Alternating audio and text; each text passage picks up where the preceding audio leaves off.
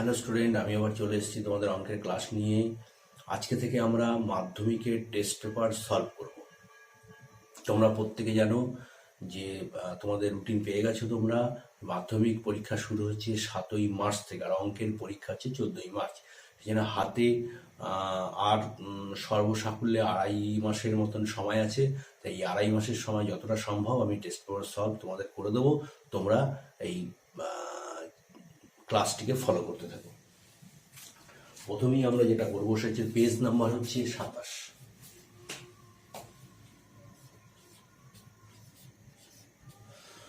Page number 27 short question প্রথমেই দেখো, এখনো কোনো আসল ও তার বার্ষিক সবৃদ্ধি মূলের অনুপাত 25:27। তাহলে ধরে নেব এই শর্ট কোশ্চেনে, এর আগের ক্লাসে আমি বলেছি যে শর্ট কোশ্চেনে তোমাকে অঙ্ক কষে দেখাতে হবে না। শর্ট কোশ্চেন তুমি যত শর্টে তুমি এর ক্যালকুলেশন করতে পারো, রাফে করতে পারো, রাফে করবে। শুধু অ্যান্সার এখানে দিতে হবে, এমসিকিউ এটা, এখানে শুধু অ্যান্সারের মার্কটা এখানে দিতে হবে। তো যত শর্টে তোমরা যত শর্টে পারবে তার তত সময় বাঁচবে। তো এখানে করে নাও কোনো আসল ও তার বার্ষিক সবৃদ্ধি মূলের পরিমাণ। তাহলে আসল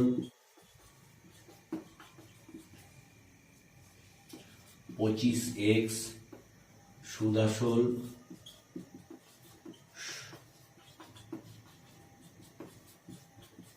সবৃদ্ধি মূল মানে হচ্ছে সুদ আসল, অতএব সুদ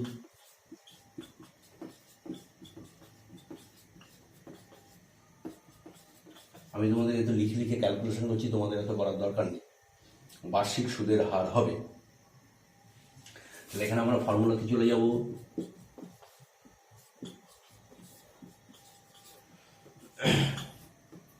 টু এক্স, পি হচ্ছে 25x, পি হচ্ছে বার্ষিক বলেছে, মানে 1 বছর, আর বের করতে হবে 100।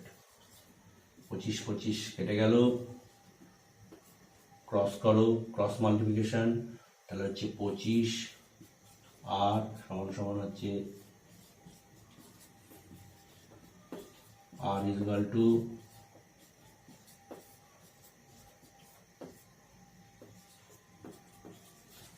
Answer D.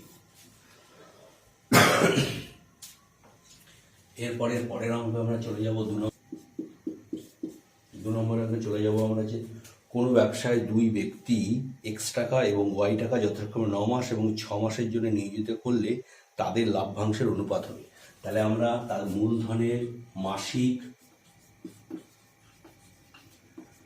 নিয়োজিত মূলধনের অনুপাত,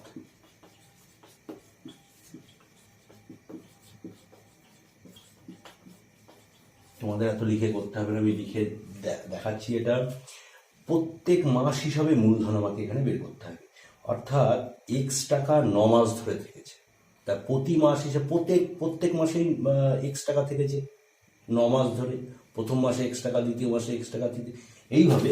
তাহলে হচ্ছে 9x মাস হিসাবে, এটা হিসাব করলে প্রত্যেক মাস হিসাবে তার মূলধনের পরিমাণ 9x টাকা। পরেরটা কত?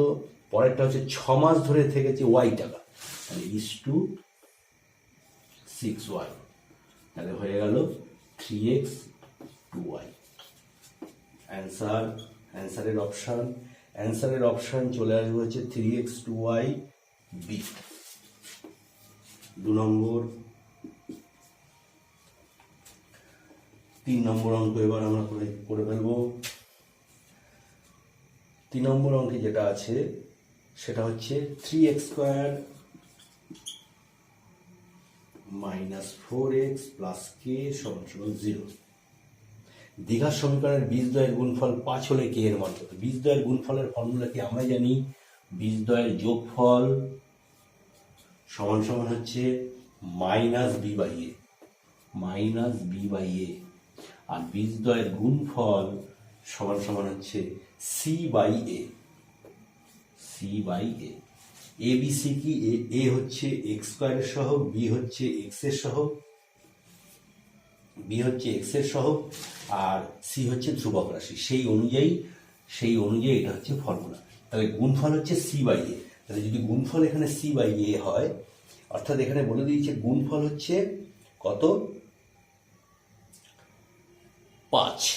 তাহলে গুণফল যদি 5 হয়, অতএব এটা হয়ে গেল হচ্ছে k/3 সমান সমান 5।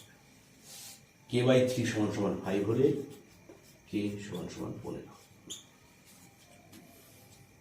তাই এটা হচ্ছে অপশন হয়ে যাবে সি, অ্যান্সার সি। সেটা হচ্ছে ও কেন্দ্রীয় বৃত্ত যদি সমান যেন এবিসি, একটা বৃত্ত ও কেন্দ্রীয় বৃত্ত দুটো সমান জ্যা এবি এবি সিডি, এটা হচ্ছে কেন্দ্রটা ও, এওবি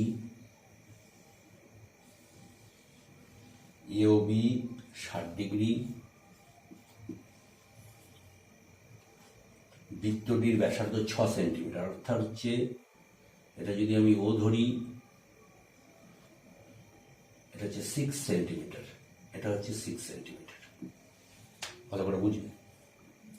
সিওডি এর ক্ষেত্রফল, ত্রিভুজ সিওডি এর ক্ষেত্রফল কত?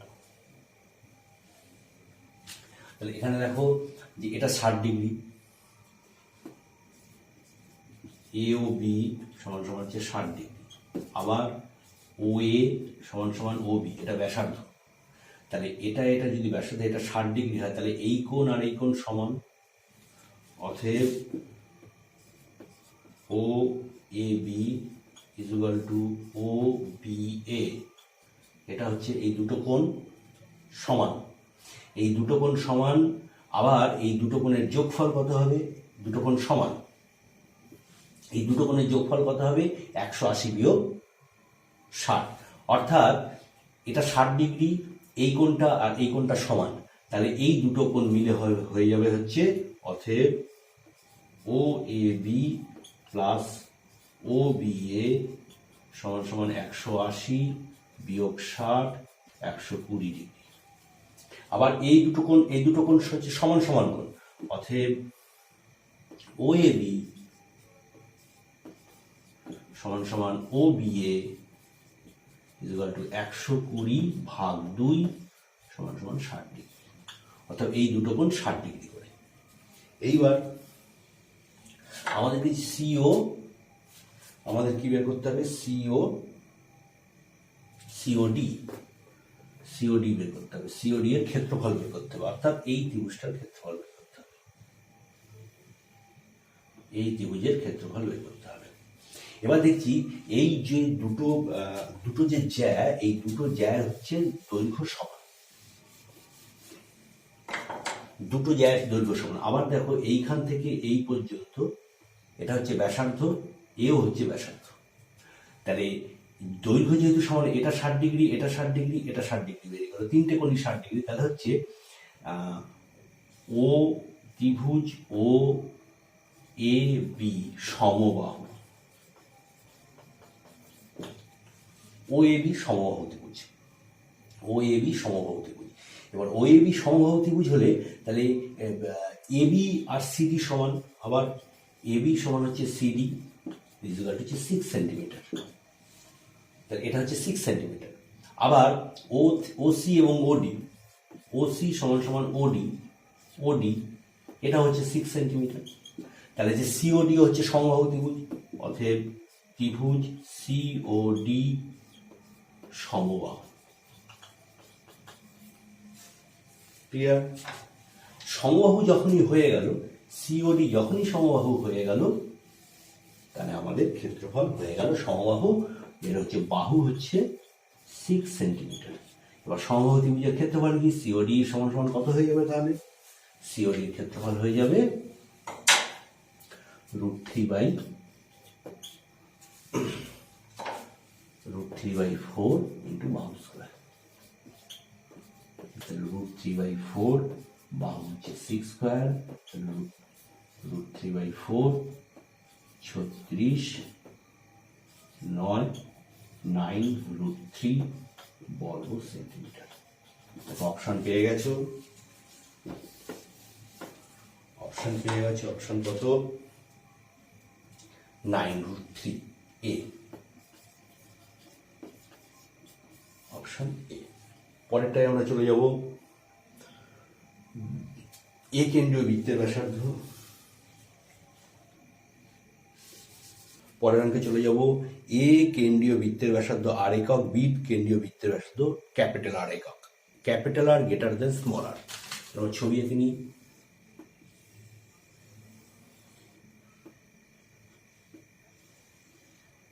এটা হচ্ছে ক্যাপিটাল আর। আরেকটা বৃত্ত আছে যেটা এরকম ভাবে আছে, এটা হচ্ছে স্মল আর।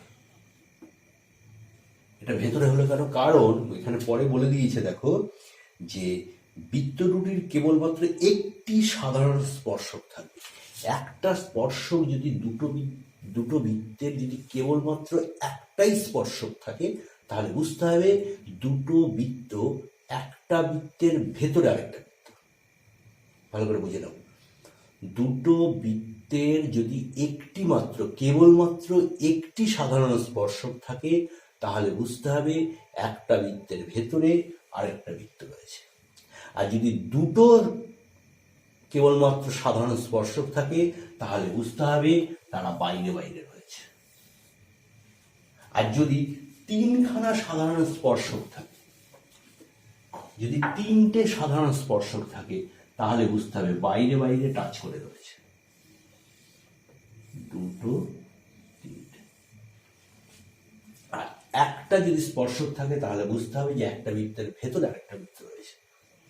এখান থেকে আমরা বুঝতে পারছি এ কেন্দ্রীয় বৃত্তের ব্যাসার্ধ, এটা হচ্ছে এ কেন্দ্রীয় বৃত্ত, এটা হচ্ছে এ, এটা হচ্ছে বি। এখানে কি বলেছে? তাহলে চারটে সম্পর্ক আছে। এখানে দেখো যে সম্পর্কটা হচ্ছে, আমরা কোনটা দেখতে পারি?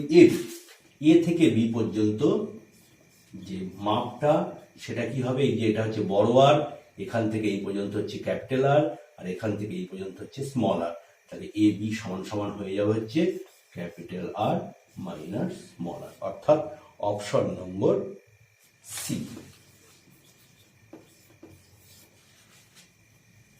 এরপরেরটাই আমরা চলে যাব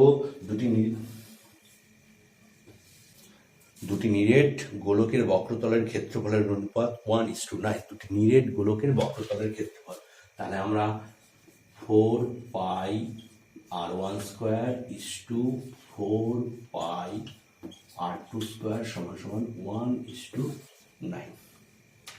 দেখুন R1 R2 দুটো আলাদা আলাদা বৃত্তের ব্যাসার্ধ ধরে নিয়েছি, আর বৃত্তের বক্রতলের ক্ষেত্রফল হচ্ছে 4πr²।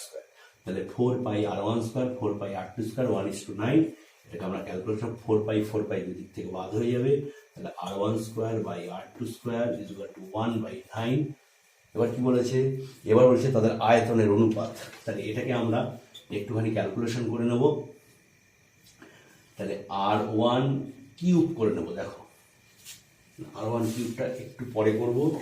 এখানে আমি r1² / r2² = 1² 3²। এবার করা যাবে।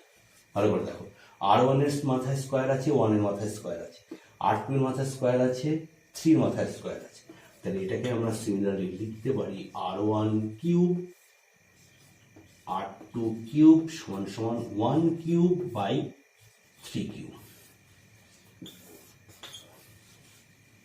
তাহলে এটা যদি হয়, এবার এইটা হচ্ছে বৃত্তের, এইখান থেকে আমি বৃত্তের আয়তনের ফর্মুলায় নিয়ে যাবো। বৃত্তের আয়তনের ফর্মুলা কি? 4/3πr1³। ওপর নিচে 4/3 দিয়ে মাল্টিপ্লাই করে দিলাম,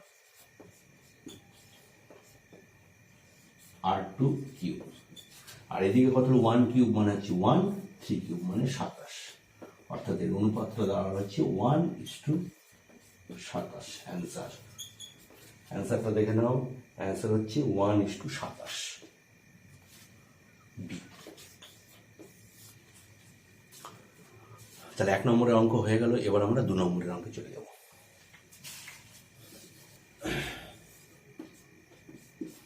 2-এর দাগে যেগুলো বলেছে সেটা শূন্যস্থান পূরণ করে। এরও ক্যালকুলেশন করার দরকার নেই, তোমরা রাফে করবে, শুধু শূন্যস্থান পূরণ করবে।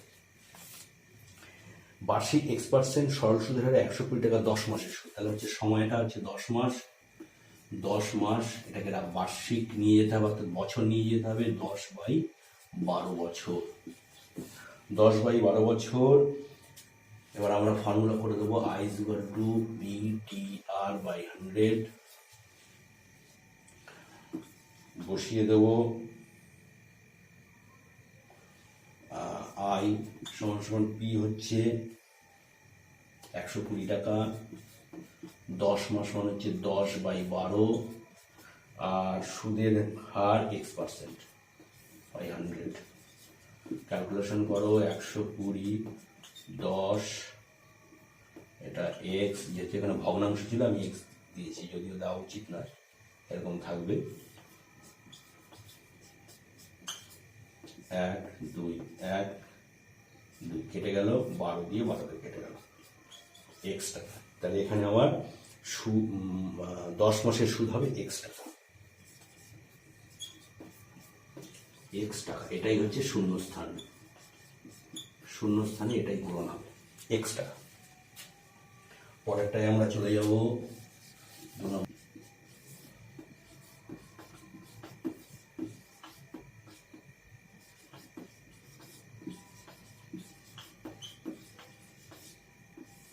এটাকে কিছু করার নেই, বইতে এখন পরিষ্কার করে দেওয়া আছে যে দুটো করণীর যোগফল মূলদ সংখ্যা হতে হবে, আবার গুণফলও মূলদ সংখ্যা হতে হবে, তাহলেই সেই দুটো করণীকে বলা হবে অনুবন্ধী করণ। একটি বৃত্তস্থ চতুর্ভুজ পরপর 3টি কোণের অনুপাত। এবার পরের অঙ্কে চলে যাব আমরা, 4 নম্বর অঙ্ক। একটি বৃত্তস্থ চতুর্ভুজের পরপর 3টি কোণের অনুপাত 1:2:5 হলে চতুর্থ কোণটির মান। বৃত্তস্থ চতুর্ভুজ এঁকে নাও, এঁকে নিলে সুবিধা হবে।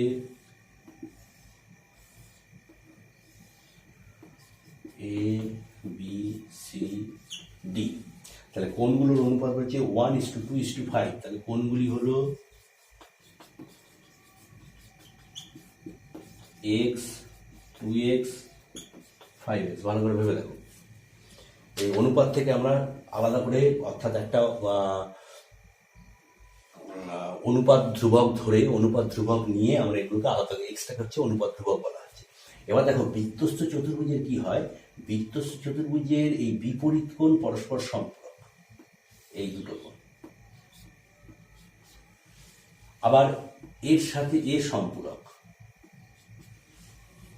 অর্থাৎ এ কোণ আর সি কোণ সম্পূরক, আবার বি কোণ এবং ডি কোণ সম্পূরক। এখানে দেখো এটা হচ্ছে এ কোণ, এটা হচ্ছে বি কোণ, এটা হচ্ছে সি কোণ, তাহলে X + 5X, অর্থাৎ এ এবং সি 3 নম্বর, X আর 5X এই দুটো হচ্ছে সম্পূরক, অতএব X + 5X = 180 ডিগ্রি। এখান থেকে ক্যালকুলেশন করে X হচ্ছে 30 ডিগ্রি বেরিয়ে গেল। X যখনই 30 ডিগ্রি বেরিয়ে গেল, তাহলে প্রথম কোণটা আমার, দ্বিতীয় কোণটা কত হবে, অতএব বি কোণ, অ্যাঙ্গেল বি সমান হচ্ছে 2X, X × 30 60 ডিগ্রি। তাহলে বি কোণ যদি 60 ডিগ্রি হয়, তাহলে ডি কোণ কত, সম্পূরক যেহেতু, অতএব ডি কোণ সমান কত হবে, 180 - 60, 120 ডিগ্রি। তাহলে অ্যান্সার কি হচ্ছে, অ্যান্সার হচ্ছে চতুর্থ কোণটির মান হচ্ছে 120 ডিগ্রি।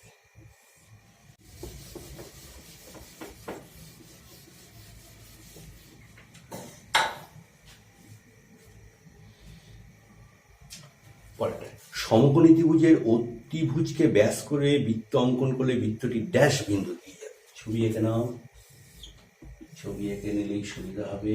অতিভুজকে ব্যাস করে, অর্থাৎ এই অতিভুজটাকে যদি ব্যাস করে, অর্থাৎ এটা হচ্ছে বৃত্তের কেন্দ্র। বৃত্তের কেন্দ্র যদি এটা হয়, সব সময় সমকোণী ত্রিভুজের ক্ষেত্রে যে অতিভুজকে ব্যাস করে যদি বৃত্ত অঙ্কন করা হয়, সেই বৃত্তটা সবসময় পরিবৃত্ত হবে।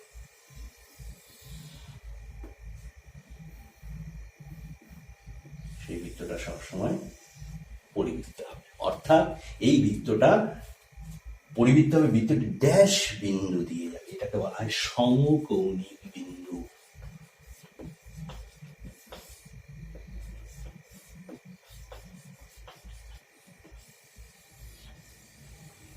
সমকৌণিক বিন্দু দিয়ে যাবে। অতিভুজটাকে যদি ব্যাস করা হয়, তা অতিভুজকে ব্যাস করে যদি বৃত্ত আঁকা হয়, তাহলে সেই বৃত্তটা পরিবৃত্ত হবে। আর পরিবৃত্ত হবে মানে কি, বৃত্তটা এই যে ত্রিভুজের তিনটে কোণকে টাচ করে যাবে, অর্থাৎ এটাকে বলা হয় সমকৌণিক বিন্দু দিয়ে যাবে।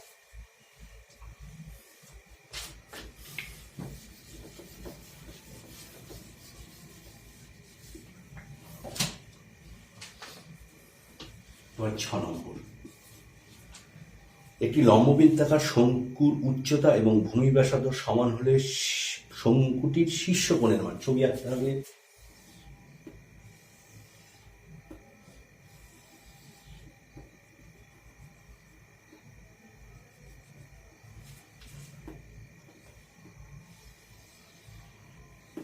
এ বি সি ডি কি বলেছে, উচ্চতা ভূমির ব্যাসার্ধ, অর্থাৎ এ বি সমান সমান হচ্ছে বিসি, আর এটা হচ্ছে সবসময় 90 ডিগ্রি।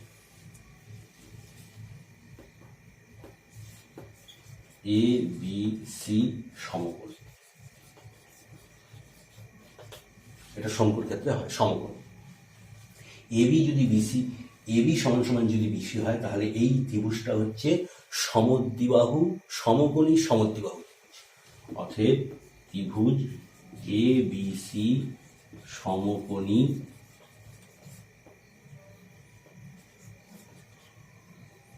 সমকোণী সমদ্বিবাহু। সমকোণী সমদ্বিবাহু ত্রিভুজ হলে অতএব বি এ সি সমান সমান হচ্ছে বি সি এ সমান সমান হচ্ছে 45 ডিগ্রি, অর্থাৎ এই কোণটাও 45 ডিগ্রি আর এই কোণটাও 45 ডিগ্রি। আবার শঙ্কুর ক্ষেত্রে এই যে এ বি যে উচ্চতাটা, সেই উচ্চতা এই কৌণিক বিন্দুকে মানে একদম শঙ্কুর যে শীর্ষ কোণকে সমান দুভাগে ভাগ করে, অর্থাৎ ডিএসি সমান সমান হচ্ছে 2 গুণ বিএসি, অর্থাৎ 2 × 45 সমান সমান হচ্ছে 90 ডিগ্রি। হয়ে গেল।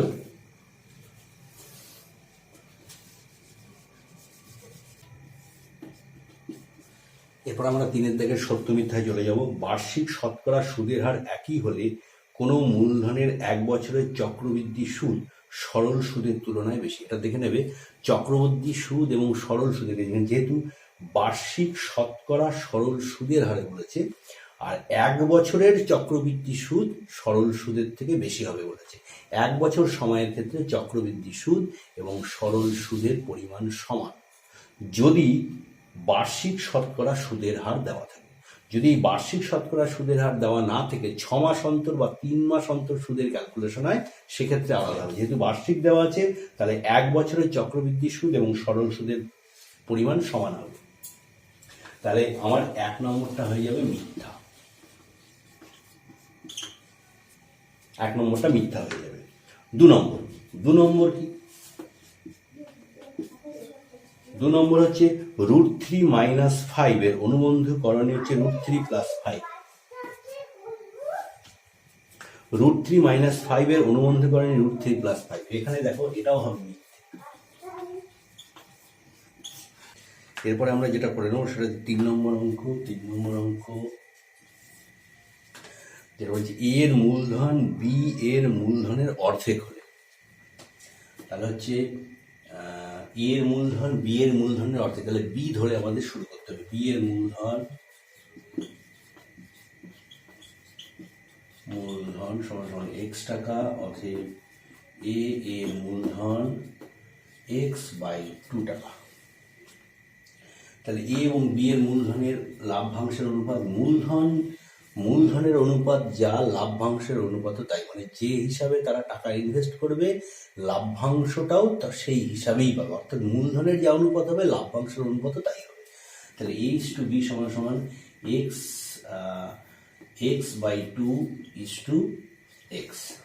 তাহলে এটাকে আমি যদি সিম্পলিফাই করে দিই x/2x, তাহলে হয়ে যাবে হচ্ছে 1/2।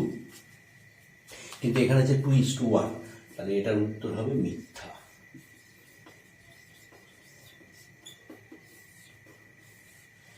এটা কিন্তু এই টেস্ট পেপারের যে অ্যান্সার আছে সেই অ্যান্সারে কিন্তু এটা ভুল আছে, তোমরা কিন্তু এটা দেখে নেবে।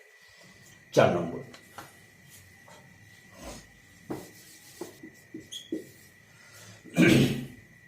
তিনটি ক্রমিক সমানুপাতিক সংখ্যার গুণফল 64 হলে দ্বিতীয় সংখ্যাটি 4 হবে।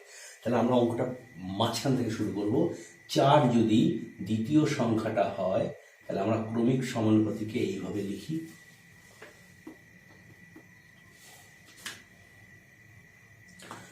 এখানে আমরা কত দিতে পারি? 1 দিতে পারি,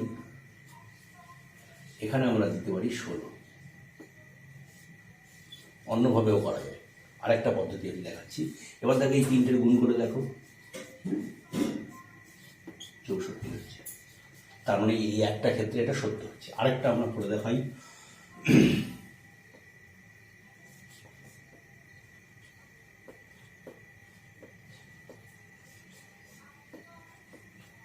এখানে যদি আমরা 2 ধরি তাহলে এটা হয়ে যাবে 2 4, এটা হয়ে যাবে 8। এবার গুণ করে দেখো,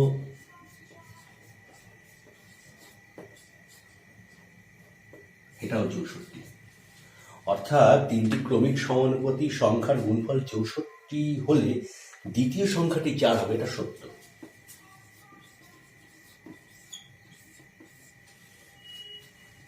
পরের অঙ্কে আমরা চলে যাব।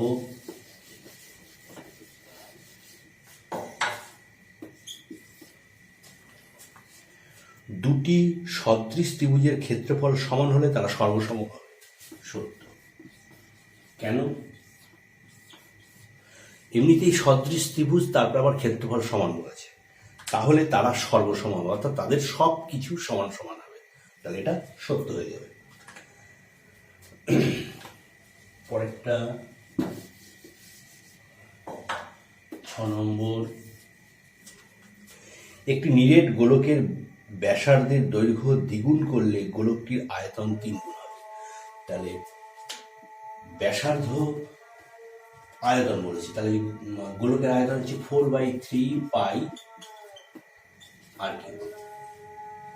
এবার ব্যাসার্ধ যদি আমি দ্বিগুণ করে দিই তাহলে 4/3 পাই 2r তার কিউব।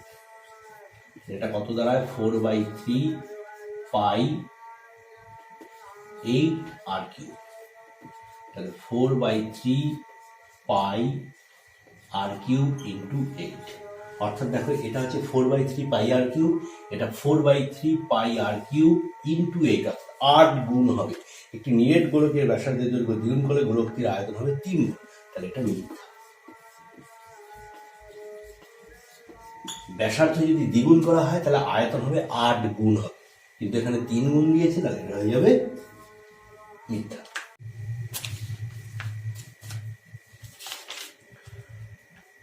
এরপর আমরা 4 দাগে চলে যাব। 4 দাগের যে প্রশ্নগুলো 2 নম্বর মানের প্রশ্ন, এই প্রশ্নগুলোর ক্যালকুলেশন কিন্তু তোমাদের দেখাতে হবে।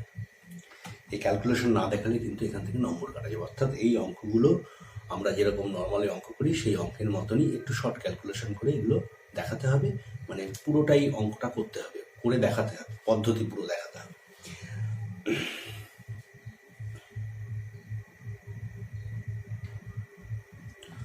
এবার আমরা চলে যাব 4 নম্বর 4 দাগের অঙ্কে। এই 4 দাগের অঙ্কের প্রশ্নের মান হচ্ছে 2 নম্বর করে 10খানা তোমাদের করতে হবে।